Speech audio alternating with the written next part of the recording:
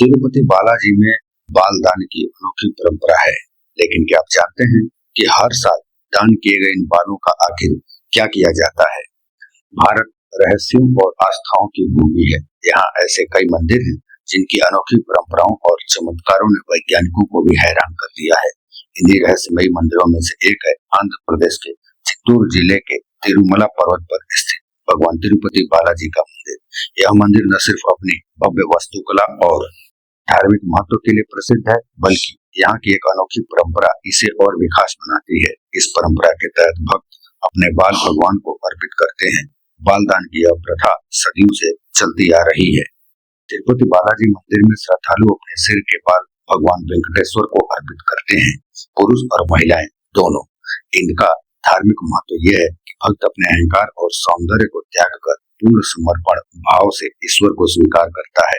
हर साल यहाँ विश्व भर से 500 से 600 टन तक बाल दान किए जाते हैं।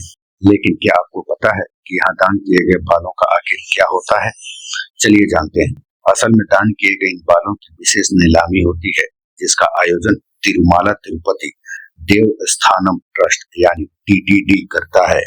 यह नीलामी हर साल के पहले गुरुवार को की जाती है। दान किए गए बालों को पहले साफ सफाई की प्रक्रिया से गुजारा जाता है। पहले इनको उबालकर कीटाणु रहित किया जाता है, फिर धोकर सुखाया जाता है और इसके बाद बड़े गोदामों में सुरक्षित रखा जाता है।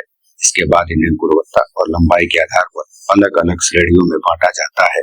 इस नीलामी से ट्रस्ट को करोड़ों रुपए की आय होती है। एक रिपोर्ट की माने तो साल 2018 में ही मासिक नीलामी से लगभग 6.5 करोड़ रुपए की कमाई हुई थी।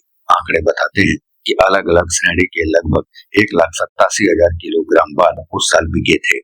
रिपोर्ट के अनुसार सबसे बेहतर श्रेणी के करीब 600 किलोग्राम बाल 22,494 रुपए प्रति किलोग्राम की दर से बिके थे। तिरुपति में दान किए गए इन बालों की मांग केवल भारत में ही नहीं बल्कि विदेशों में भी है। इन बालों का इस्तेमाल विग हेयर एक्सटेंशन और ब्यूटी इंडस्ट्री में किया जाता है। चीन, अमेरिका और यूरोप जैसे देशों में इनकी भारी मांग है।